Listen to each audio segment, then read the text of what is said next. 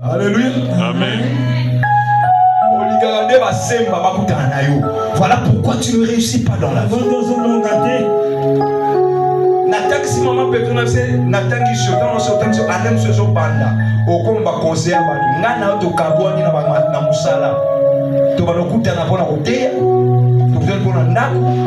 Pona musala to kaboni na yeso ngote. Kwa kwa yeso oh na kubasi la conseil kende. So ko no sala mabeza yo. So no se pour esa yo. Mais ça c'est moi mwengi wana to ça la parler et puis bisa la parler. Qui mos na kimi salote. Je sais pas la soirée la bengana au nom de Jésus. Loin 100 mètres langa.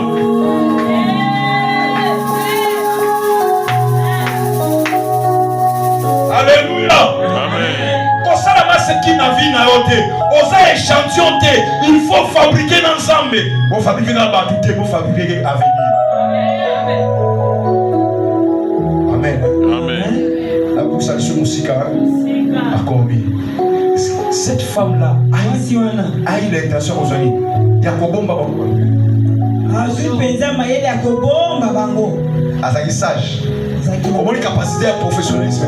Atongi na lundaku na na capacité même à Kobomba Bango. Donc ayebaka ke na vie na ya okuta na batu mususu. Ta musuba uza abobi pe bango kuna.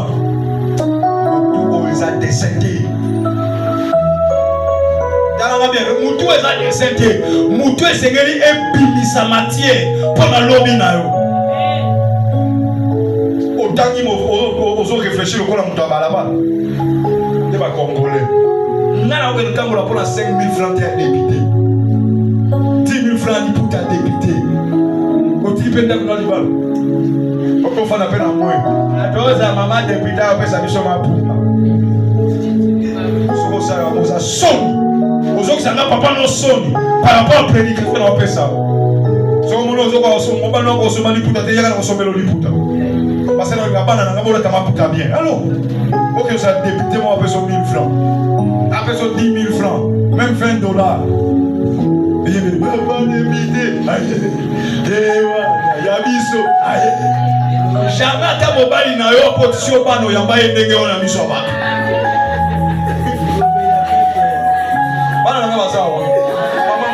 mona santi okinga asanti abi papa na utina libala Moïse na poendo ta Moïse abiri bo abi papa mobala yimo wakiti na voiture azoya abi abado esa papa na wondo sape le bana kazolo mama luzo na bali Moïse na sokozo mwana pesa spare papa mwana teki papa mwana lobi pona papa yo soko bali kolinga ozi papa tena nyefu yo tena poche oche papa na poche osama na ngila na kana za servante te obando bomba to lo servante. Alléluia. Amen. Quand tu fais les bêtises, tu prends le prophète, tu le mets en poche. Mais c'est mon appel le prophète dans ta tête.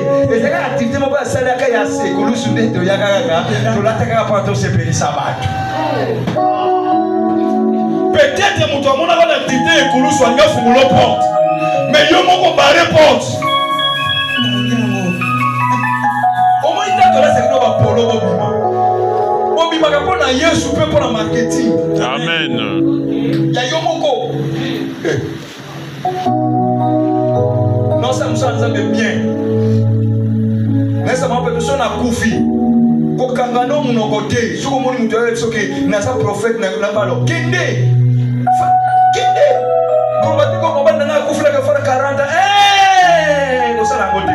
Au comme ils sont qui ça yomoko na 4 parce que yo koufi le lo. Na ko ça 40 jours. Non, ça ça sur la monnaie qui a au côté de ça. Je viens dire à l'église de Rome Marie. Mais cette vérité doit te blesser comment? Amen. Merci. Sois ma casse, maman. Sois un coup dans la ministre, yo. Libala va commencer à aller en cité. Va commencer à monter. Amen. Yébé Nengazana, à Débissa Motémané, à Dakutika, la fin de maman, j'ai nommé Alié. Basoma obetana finalité jobar na obetana na plan na oli na parler na soma liputa na sala bo na avec le solo yo kala dépenser pour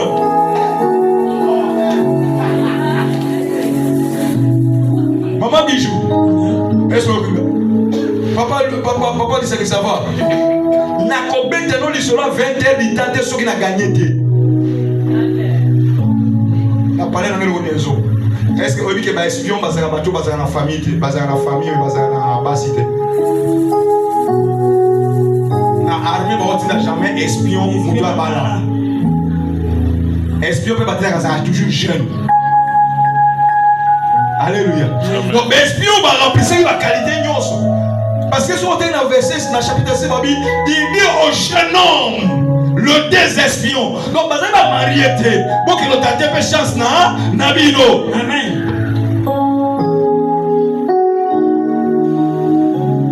Mais il y a la loi dans la tête. Amen. Ils ont été avec la qui? Avec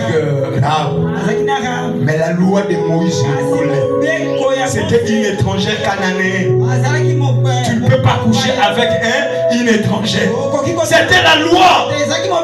C'est pourquoi ils ont juré de faire ce que Rahab a dit. Ils ont juré. Après avoir mis en retraite. C'était la délivrance. Leur apprentissage. Que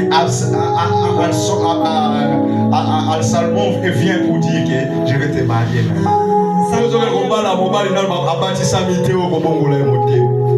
Au Kosovo, au Kolia, au Kolia, au Nika, au Montouti. La sokoma, la zone va clair le message. Il les a cachés. Un bon bibango. Et pour mentir même aujourd'hui. Intérêt n'a yokaki.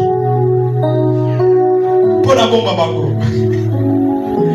Et là même, c'est elle qui a commencé à prononcer. Nous avons appris que votre Dieu, tu dois avoir un témoignage toujours à présenter. Rahab, tu as quelque chose. Alléluia. Amen.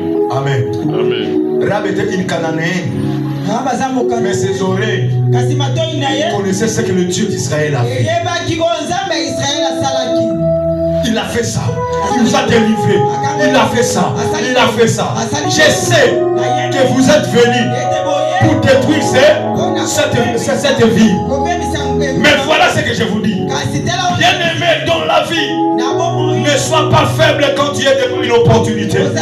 Il faut négocier à égal à égal. Ne négocie jamais en position de faiblesse. Ça c'est le principe de management. Tu veux négocier avec quelqu'un, négocie en égalité.